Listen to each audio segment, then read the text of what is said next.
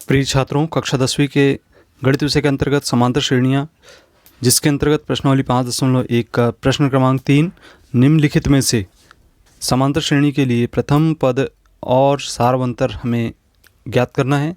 तो यहाँ पे जो श्रेणी दी गई है पहली, इसमें पहला सवाल है 3, 1, ऋण 1 और ऋण 3 का हमें प्रथम पद लिखना है। तो प्रथम पद यहाँ पे आप देख रहे हैं 3 है, जिसे हम ए से डिनोट करते हैं, तथा सारवंतर के लिए हमने बताया कि दूसरे पद में से पहले पद को हम घटाते हैं। तो यहाँ सारवंतर हमने दूसरा पद A2 और पहला पद A1 लिखा है। तो यहाँ पर दूसरा पद 1 है और पहला पद 3 है, घटाने पर हमें ऋण 2 प्राप्त होता है। इस प्रकार से यहाँ पर सारवंतर ऋण 2 होगा। प्रश्न क्रमांक दूसरा, जिसमें ऋण 5, ऋण 1, 3, 7 ये श्रेणी दी गई है, जिसमें प्रथम पद आप देख रहे हैं यहाँ पर A का मान ऋण 5 हमें ज्ञात है।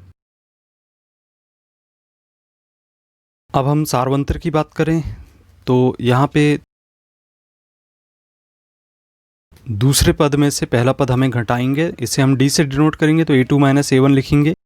मान रखने पर यहाँ पर A2 का मान हम ऋण 1 रखेंगे और A1 का मान ऋण 5 रखेंगे। इस प्रकार से इसको सरल करने पर ऋण 1 धन 5 होगा। सरल करने पर 5 में से 1 घटाएंगे, तब हमें प्राप्त होगा 4। तो यहाँ सारवंतर D बराबर 4 प्राप्त हो गया।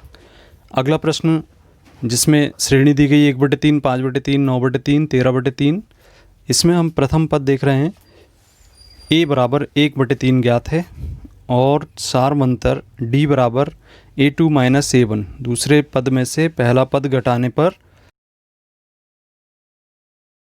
अर्थात 5/3 ऋण 1/3 लिखेंगे। इसे हम सरल करेंगे, लघुत्तम 3 आएगा।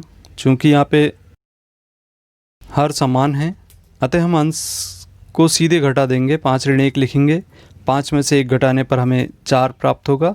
इस प्रकार से सारवंतर D बराबर 4/3 प्राप्त हो जाएगा।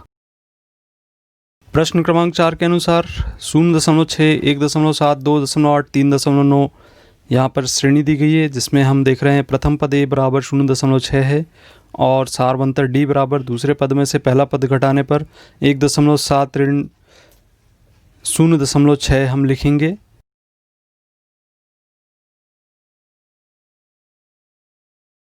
घटाने पर हमें प्राप्त होगा 1.7। यहाँ से हम दशमलव के नीचे दशमलव लिखें तो इस तरीके से हम घटा सकते हैं। 7 में से 6 घटाए 1 प्राप्त होगा, 1.1 इस तरीके से हमें प्राप्त हो जाएगा। अतः यहाँ पर प्रथम पद 0.6 और सारवंतर 1.1 होगा।